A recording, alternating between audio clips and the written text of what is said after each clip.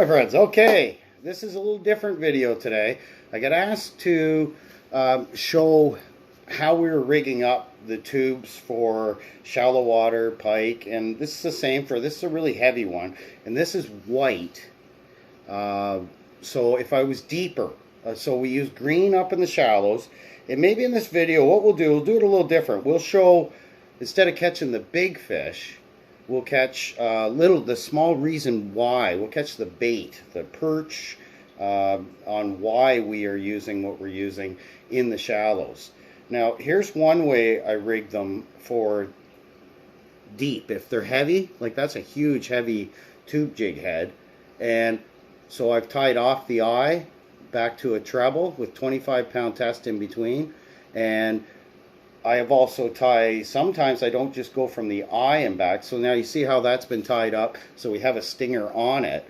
I'll tie even right onto the bend here, and then tie back a stinger. A little harder to tie because I'll show you the knots that I use, and why this one might be a little better for keeping it short, but I don't always like to keep it short. So, and then the tube, basically, so you have that, tubes are hollow up the middle, you just slide the head and everything in, and then the jig comes out. The one we'll use today, because we're in shallows for the pike, is green, because, and that's what we'll do. We'll catch one of the little baits that is, so we're going to be catching bait today, not the big fish. Now, if you want to see a big fish caught on this technique, there's over 200 videos on the channel. And if you go through, there's multiple videos where we catch with the tube through the ice like this. So you see that red, that's what I'd prefer. That other one, I don't know why. I had that rigged for maybe Lakers or something. Pike deep, walleye deep. But the red treble's what I like to use, because when we're using this, we can get a lot of panfish will come up and bite that, especially in the deep water. You'll get big perch, crappies, everything. Will all of a sudden you'll bring it in, and here's this bait panfish, and it's on that red treble. But for the pike, this is the setup I prefer. So whether we tied it from the bend or not, this is what I've been using now. So we'll slide, this is one we use today, so I don't want to wreck it, but I'll try and slide this tube up the line because it's already tied on. Yeah, there we go. Okay, so what I've been using is these Northland jigs, and they've got, for a stinger hook, the second hole down at the bottom, and then on top be for walleye. So I've just tied my stinger off of that. Now you can buy stingers that click on, but we can go with a bigger treble if you make your own. And 25-pound test is tons. So I can show you, what do we got here? I think we have some jigs in here. Yeah, there's lots of red trebles, so that would be a number 6, I would think, a number 6 treble.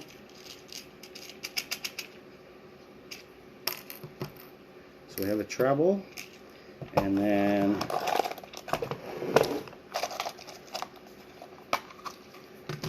we have lots of jig heads in here. So I like a lighter one for up in the shallows. What's that, quarter, 3/8? Depends on the day, what kind of action they want. So, slide this stuff away. This is what I prefer, would be a green with red fleck. We have on green with like purple and blue, all kinds of little flecks in it, which is fine, but that's better, green with red fleck.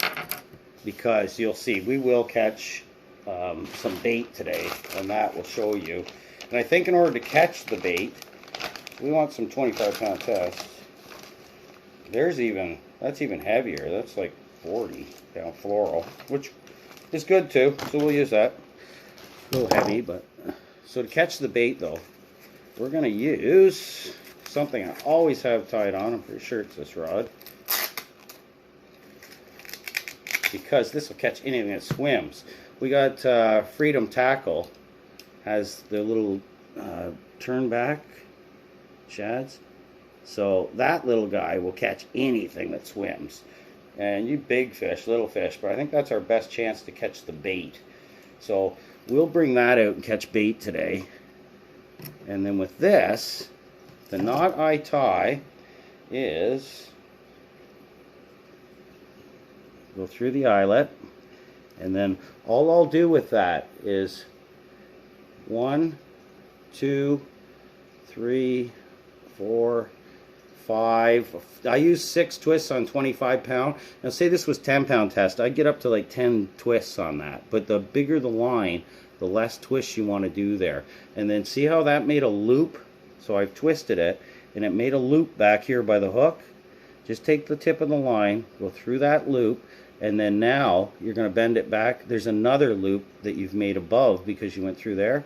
Just take it through that, let it, and then now if you watch, that's going to slide down the line. So when we do a knot, so say we want, I don't have scissors right here, do I? I guess it doesn't matter. I won't cut the tags off. I would cut that tag line right off. Oh, here's some scissors right here. Not very organized for this, am I? Okay, so we just cut our tag off. So now we've got that. So when we tie on here, if we want our hook, we want it to hang down below the skirt. So there's our tube sitting on there. We would want it ending up there. So we want to start tying it right up near the shaft right here when we do our next loop, because when you tighten the knot up, it's going to slide down. So it's going to end up there. So same thing if we tied a stinger off the bend in the hook right there. We want to try and tie that knot as tight as we can right here, because when we tighten the knot up, it's going to slide back. And we're just going to do the exact same knot. Just the twist, twist, through. And that's how I rigged them up for going out and catching these pike shallows. So let's go now. We'll head out and we'll just, instead of catching a big fish, because you can see that in multiple videos, we'll take this one right here out with us. Actually, no, we won't. We're going to go catch bait, so we're going to take this one with us. Let's take this out and see if we can't catch. Why we're doing this. Why we're using green in the shallows. If we were deeper, why we're using the white is shiners and all other kind of minnows and that. So we want some flash and some white with the silver flecks. Perfect for that. Anyway, let's get out there. Okay, my friends, only in Canada would you be out ice fishing and you got a beaver right beside you. This has never happened to me before. A beaver on the ice. I'm very closer than it looks there. I'm going to walk up on him, so hopefully this doesn't turn into a very entertaining video that he attacks me.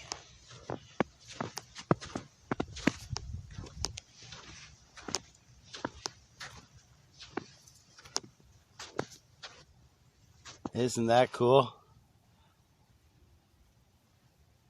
He looks like he's ready to attack. That's a Canadian beaver going to attack. Oh, don't you dare. Okay, I think we'll go back to ice fishing and we'll leave him alone, but we're really, jeepers, we're only 10 feet from him. Should we get closer? Or I'll give you a good look at him.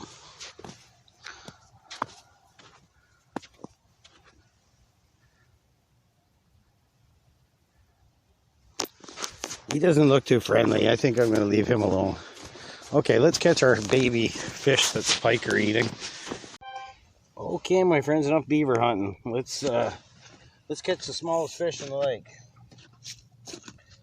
We'll see what the bait they're feeding on looks like.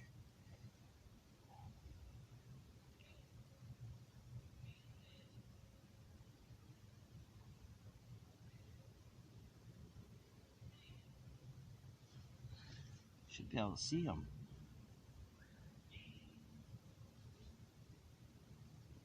Only in probably 4 feet of water. Oh yeah, I can see them. These weed beds are loaded with them. I see little guys down there. Not very aggressive, they're just staring at it.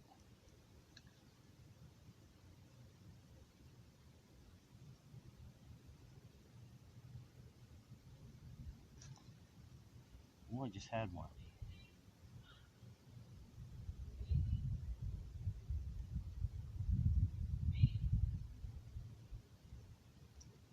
Oh man, they're hammering it.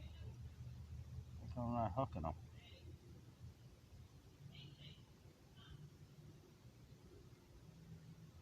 I'm rolling them.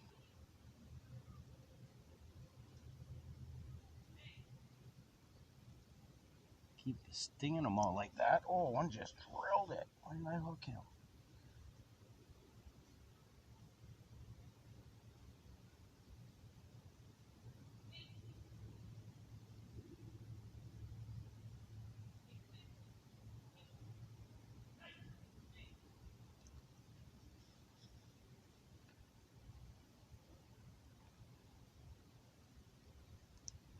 There we go. That is what we're after. Okay, look how tiny that is. Just a wee, and you wonder why those pike could be in here. And that's why we want green. So they're just tiny, tiny little guys. How cool is that, eh? But that is why we do what we do for the pike up in here, right there. There's tons of these. Let him go back down there, and we'll see you later. Bye.